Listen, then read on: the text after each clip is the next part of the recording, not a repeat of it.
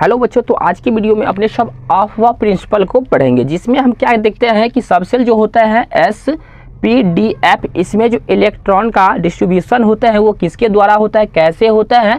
तो इस अफवाह प्रिंसिपल से इसको हम आज सिस्टमैटिक रूप से देख लेंगे। तो ये अफवाह कोई साइंटिस्ट का नाम नहीं है, कोई वैज्ञानिक का नाम नहीं है, यह एक जर्मन वर्ड है। क्या है सर? ये जर्मन वर्ड है। इसका अर्थ ये होता है कि इसको सजाना। किसको सजाना? तो इलेक्ट्रॉन को सजाना। मतलब ये अफवाह प्रिंसिपल क्या बोलता है कि इलेक्ट्रॉन को हम किस आधार से सजाएंगे। तो यहाँ पे ये पहले बोला कि इसको उपकक्षा का मतलब यही सबसेल होता है। क्या होता है? SPDF होता है। ये 4 गो सबसेल होता है।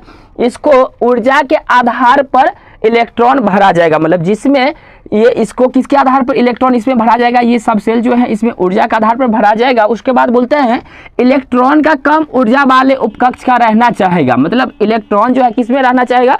जिसमें कम एनर्जी हो, उसमें ये क्या करता है, ये इलेक्ट्रॉन रहना चाहता है। इसका यही नियम है। उसके बाद बोलता है इलेक्ट्रॉन जो है ना बढ़ते क्रम में भरा जाएगा। कहने का मतलब है जिसका ऊर्जा कम उसको पहले, फिर उससे बड़ा ऊर्जा, फिर उससे ज़्यादा ऊर्जा वाला। तो कहने का मतलब है, अब एक क्वेश्चन उठता है कि सर मान लीजिए यहाँ पे 2s है और यहाँ पे 3p है। तो इसमें हमको पता कहाँ चलता है देखने से कि क्या कि मतलब इसको किसमें ज़्यादा ऊर्जा है और किसमें कम ऊर्जा है। तो इसको हम जानने के लिए एक फार्मूला पढ़ते हैं। कौन सा फार्मूला पढ़ते हैं सर?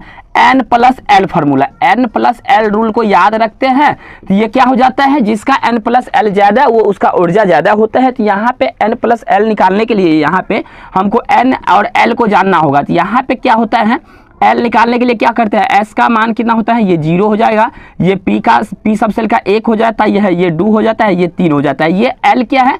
एजीमुथल क्वांटम नंबर है और ये क्या है? प्रिंसिपल क्वांटम नंबर है। ये क्या है? N क्या है? प्रिंसिपल क्वांटम नंबर है।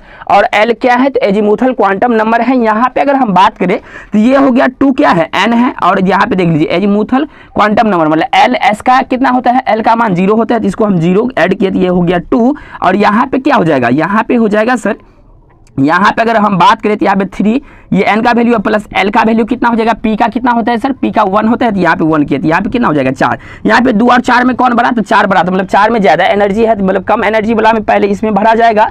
तो यहाँ पे अगर हम यहाँ पे एक क्या लिए हैं, यहाँ पे देख लीजिए कुछ हम इस टाइप से कॉन्फ़िगरेशन लिए हैं। इसको हम बोलते हैं क्या? इसको बढ़ते क्रम मतलब इंक्रीजिंग ऑर्डर में आप सेट कीजिए। तो इंक्रीजिंग ऑर्डर में जब इसको सेट करते हैं, इसको हम ऐसे कर सकते हैं। तो हमको कैसे इसको इंक्रीजिंग ऑर्डर में सेट करना होगा? तो सबसे पहले सबका क्या कर लेते हैं, सबका हम N+L का वैल्यू निकाल लेते हैं। जिसका ज़्यादा होगा उसका क्या हो जाएगा, उसका क्या हो जाएगा? यहाँ पे N+L का वैल्यू अगर निकालते हैं तो यहाँ पे हो जाएगा, यहाँ पे देख लीजिए पहले 1 वाला का देख लेते हैं।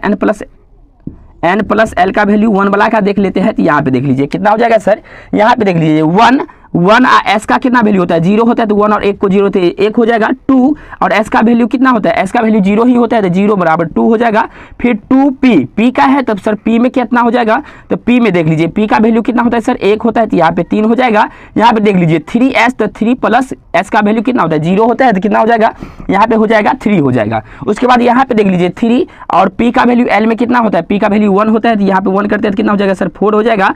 3 प्लस D का वैल्यू कितना होता है सर? 2 होता है। तो यहाँ पे हो जाएगा 5। यहाँ पे देख लीजिए 4 प्लस S का वैल्यू कितना होता है? 0 होता है। तो यहाँ पे हो जाएगा 4। यहाँ पे देख लीजिए 4 और D तो 4D का वैल्यू कितना होता है? D का वैल्यू होता है 2। तो कितना हो जाएगा सर? 6 हो जाएगा।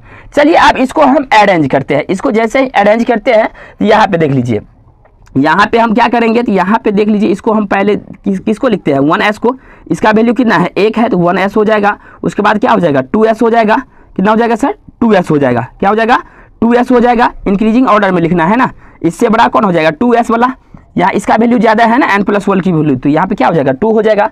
अब यहाँ पे देख लीजिए 3 वाला की बात करें तो यहाँ भी 3 है और यहाँ भी 3 है। तो इसमें से कौन बड़ा होता है, किसमें ज़्यादा एनर्जी होता है? तो यहाँ पे जिसका क्या हो जाता है, जिसका N का वैल्यू बड़ा, N का वैल्यू यहाँ पे आप N पे डिवाइड करते हैं। जिसका N का मान ज़्यादा होगा उसमें क्या हो जाएगा? वो बड़ा माना जाएगा। वो क्या माना जाएगा? बड़ा, ज़्यादा एनर्जी वाला माना जाएगा, ज़्यादा एनर्जी वाला माना जाएगा। तो यहाँ पे देख लीजिए इसमें N का वैल्यू 2 है, इसमें N का वैल्यू कितना है? 3 है।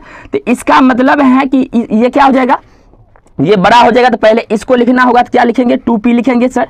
2p लिखेंगे, इससे बड़ा, उसके बाद क्या हो जाएगा, ये हो जाएगा 3 वाला, तो 3s लिखेंगे, उसके बाद क्या हो जाएगा 4, क्या हो जाएगा, उसके बाद 3s के बाद क्या हो जाएगा 3p हो जाएगा। यहाँ आप देख लीजिए, इसका 4 है और इसका भी 4 है, इसका आप n का वैल्यू निकालते हैं तो ये 4 बड़ा ज़्यादा है, ये 3p हो जाएगा, 3p उससे बड़ा क्या हो जाएगा 4s हो जाएगा, 4s हो जाएगा, उसके बाद क्या हो जाएगा 5, यहाँ पे ये 6, तो 3d, उसके बाद क्या हो जाएगा सर 36, मतलब p हो जाएगा। सर यहाँ पे ये जो लिखे ना, यहाँ से तो एनर्जी वाला अगर हम देखेंगे तो ज़्यादा समझ में नहीं आएगा, ये थोड़ा हार्ड केस हो जाता है। तो इसी को यहाँ पे सबसे पहले यहाँ पे देख लीजिए, यहाँ पे किस तरह से हम सजाए हैं, तो इसी तरह से यहाँ भी हम निकालते हैं। चलिए यहाँ पे देखते हैं कि ये अफबाउ प्रिंसिपल क्या बोलता है, जर्मन शब्द से इसका अर्थ क्या होता है, सजाना, मतलब इलेक्ट्रॉन को सजाने के लिए इतना काम किए हैं जिसमें हम एनर्जी के आधार पर सजाते हैं। लेकिन सर उसको सुविधा बनाने के लिए कुछ इस प्रकार से इसको 1s, फिर लिखते हैं 2s, 2p लिखते हैं, फिर 3s, 3p, उसके बाद क्या लिखते हैं 3d लिखते हैं, उसके बाद लिखते हैं 4s, 4p, उसके बाद क्या लिखते हैं 4d लिखते हैं, 4d, उसके बाद क्या हो जाएगा 4f हो जाएगा। कुछ इसी पे हम छोड़ देते हैं, इसको हम ऐसे लिखते हैं ना, इसको क्रॉस चिन्ह लगाते हैं, क्रॉस चिन्ह ऐसे ही लगाए, यहाँ पे लगा लिए, ये लगा लिए, चलिए यहीं तक छोड़ देते हैं। इसको हम पहले कैसे लिखते थे, पहले इसको लिखते थे, पहले 2s वाला 1s को लिखते हैं। अच्छा, इस पे कितना रहता है इलेक्ट्रॉन, 2 को रहता है, यहाँ 2, यहाँ 2, यहाँ 2, p पर कितना रहता है 6 इलेक्ट्रॉन रहता है, तो 6 हो जाएगा। उसके बाद d पे कितना रहता है 10 रहता है, तो यहाँ पे 10 करते हैं। f पे कितना इलेक्ट्रॉन रहता है, तो 14 इलेक्ट्रॉन रहता है मैक्सिमम, तो 14 मैक्सिमम, अधिक तक जा सकता है। तो यहाँ पे देख लीजिए, इसको हम लिख सकते हैं क्या,